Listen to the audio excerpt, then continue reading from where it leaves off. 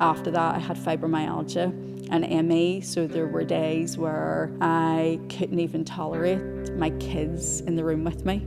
You know, I couldn't tolerate the noise of them playing and laughing. I couldn't have tolerated like touch or sound or light or movement. I remember being in bed, having to be in bed with the fibromyalgia for certainly 3-4 days a week. When I went under that water, my old self died.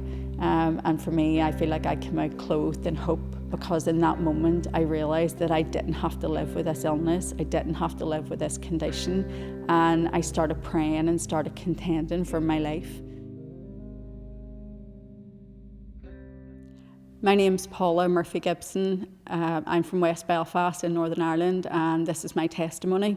I grew up in West Belfast with my mum Maggie, my sisters Carrie and Amanda, my stepdad Paul whenever he was about, and then I also seen my dad. I would have seen him at the weekends. I grew up on the Catholic side of the peace wall, which that doesn't really mean anything anywhere else unless you're from Northern Ireland. But I lived beside a barracks, a police station. That was one of the most targeted police stations, I think, in the whole of the UK, which often meant that the barracks was missed and our house was hit. I remember growing up, and it was really, really hard, not just because the troubles were going on, but I think everyone sort of struggled financially. Everyone was trying to survive, everyone was trying to put food on the table, everyone was trying to put clothes on their kids' back. And I just remember, you know, seeing my mum and how hard she really strived just to provide for me and my sisters. I did mention my stepdad Paul, but he was often in jail. So my mum really was a single parent. So I started working early on, if you could even call it work. I started selling knockoff gear around the doors. So that was my first experience of work. And then gradually at about 14, I started working in bars and nightclubs and that type of thing. People say that they love their teen years, that they want to go back to school again and they would love to relive all that over and over again. For me, I would never want to go back to those years again. I really struggled. I hated school, but I was also sexually abused in and around that time. So yeah, for me, I just had a good lot of years where I just didn't know who I was. I was struggling with so much pain myself. I felt like my body had been completely violated. I think at about 16, I started smoking blow, started taking ecstasy, started drinking, that type of thing. But little did I know at around that time that would be my lifestyle then for the next 8 years. What started off as a weekend thing quickly became an every night of the week thing. And in the midst of all this, I had several suicide attempts to deal with, not to deal with, but to try and cope with being sexually abused. I'd struggled with mental health issues, I had really bad depression. I remember going to different counselling sessions and people just didn't know what to do with me. My family didn't know what to do with me. I didn't know what to do with me. I think by about the age of 24, probably about 23, my life was unravelling. So at that time I would have been what you'd have considered a highly functioning alcoholic and addict. So on the surface I looked like I had it all together, but underneath I was absolutely falling apart, and the underneath was starting to come into the everyday. You know, I'm going to work and my nose was bleeding, my teeth were bleeding. I thought it was great that I didn't have to take drink or alcohol until I finished work. You know, I didn't actually take it in work.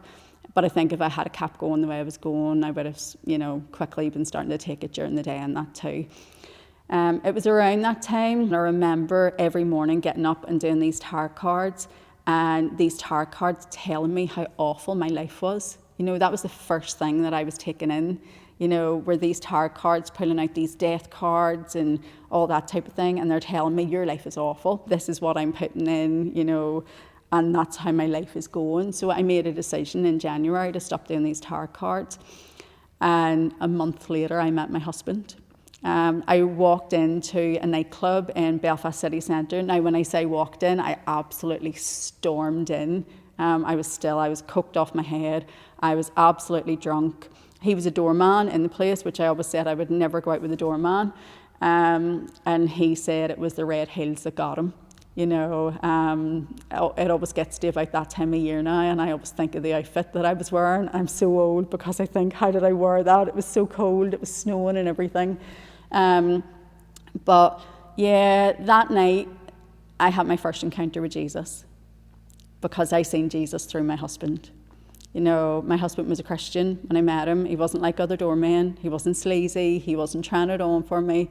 And at the time, I had some sort of drama going on. So I was in and out of the bar the whole night, and I was on the phone, and I had something going on. And I remember he lent me his phone to try and sort something out, because my own phone wasn't working.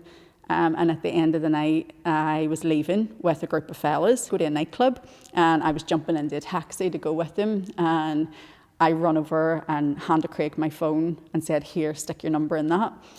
And this is where, you know, when I'm looking back now, I know that I met Jesus when I first met him, because I jumped in that taxi to go to that nightclub, and I didn't go. You know, I went round to the nightclub, I dropped the guys off that were in the taxi, and I said to the taxi man to bring me home. I had seen something in my husband that I'd needed and wanted, and had never experienced before. And I remember as soon as I got home, I texted him, and he never texted me for about 3 hours later. It's just been me and him ever since. You know, I wouldn't be here if it wasn't for Craig. Craig was brought up a Christian. You know, he was a good man, and he had not experienced anything like me before. He did not know what to do with me. Thankfully, he knew God, and God knew what to do with me. He said he remembers lying down in his mum and dad's house and lying on the floor and saying, "Lord, I need you to help me with her. I do not know what to do with her." He says, "I love her, but I don't know what to do with her."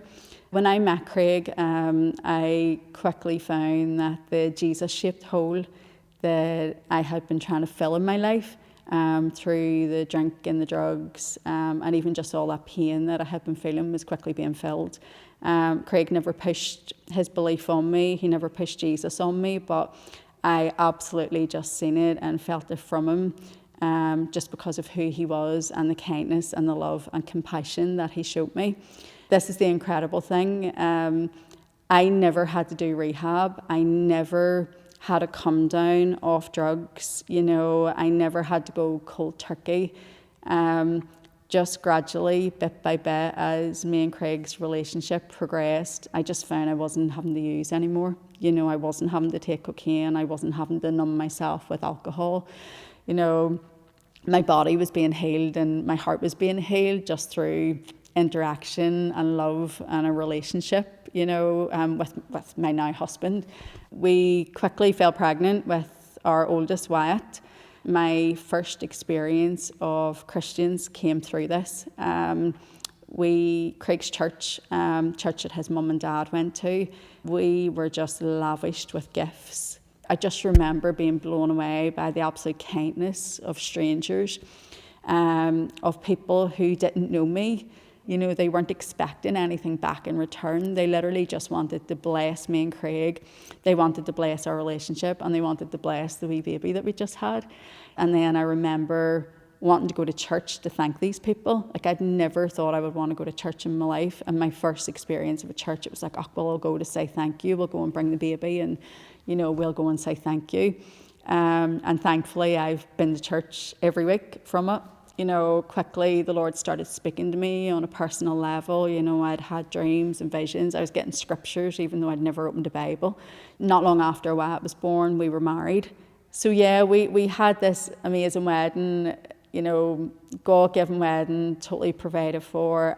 We were in a complete honeymoon period. We were just so loved up. We'd had this wee baby, and, you know, we were just in a really, really good and happy place. And it was the following year, so 2011, that my whole life changed. I remember being in bed and getting a phone call, and my dad was on the phone, and my dad told me that his brother, who was my uncle Damien, had died.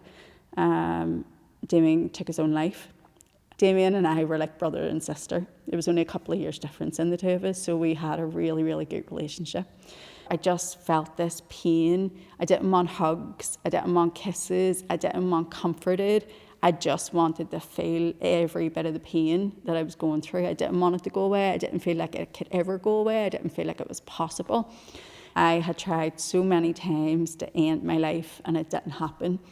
And I remember being really angry with the Lord that why did he let Damien die and let me live? So this was something that I absolutely wrestled with for a long time. I remember this one time asking Craig to go out. He took a child out, and I bought this horrendous lime green paint to paint my hall. I don't know why, but looking back now, that was how I was feeling. You know, I wanted to scream this colour onto the walls, and I screamed at the Lord that day. I think inside I was angry at him before then, but I hadn't actually verbalised it to him. You know, it had festered and it had rotted inside me, but I hadn't actually brought it to the Lord. And if I'm honest, I never knew that I could bring it to him in that way, that I could have a relationship with him in that way. I screamed everything at him, but it opened up a dialogue, because in that moment, I remember curling up on the floor, and I sobbed and sobbed, and I cried, and I was shouting. But I felt him wrap his arms around me.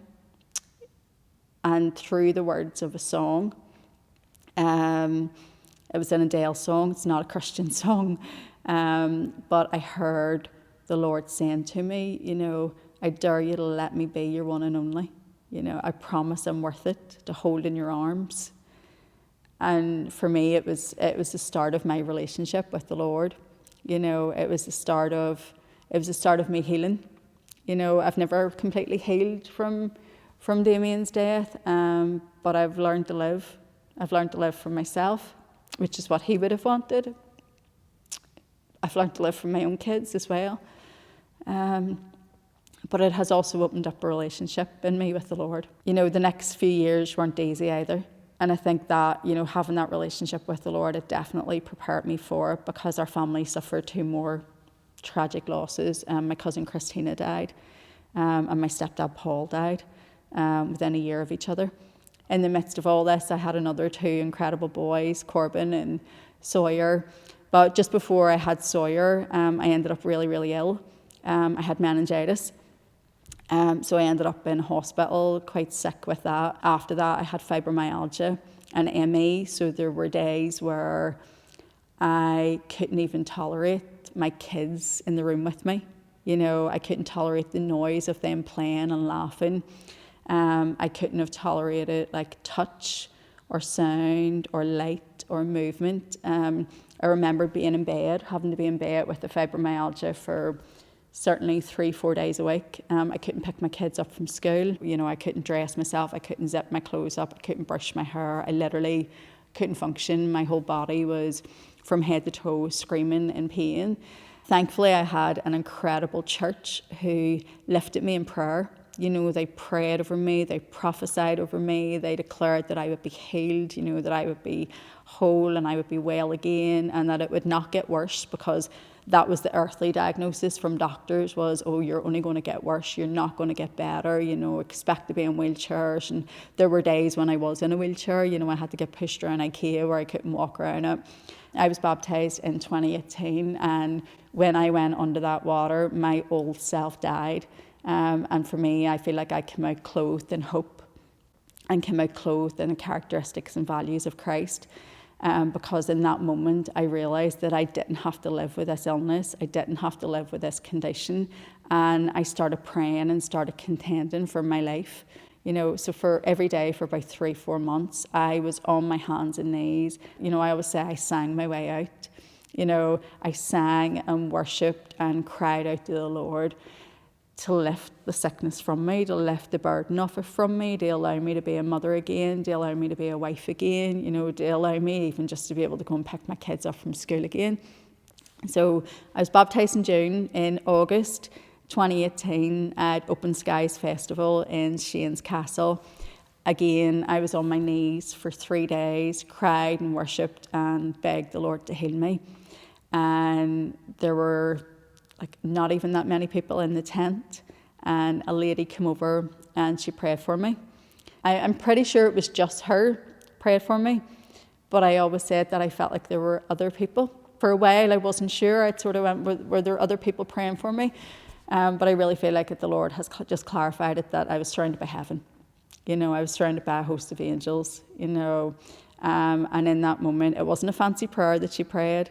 You know, she prayed over me, and I instantly was healed from fibromyalgia and ME. And I remember just walking out and saying to Craig, I've been healed. And he said, that's great. And we haven't looked back since. You know, I think within a month I was back to work again. I was back volunteering. I was back to work. So something that I would say is that if you're actually struggling with pain or sickness in your body, as much as, yes, prayer ministry teams, you know, and specific people can have an anointing for healing, sometimes Jesus is just there and saying, what do you want me to do for you? You know, what can I do for you? You know, so to actually bring it to him in prayer yourself and say, Lord, I want you to heal me. I want you to lift this from me. You know, I want to actually be able to function again. You know, sometimes that's just the words that you need to utter.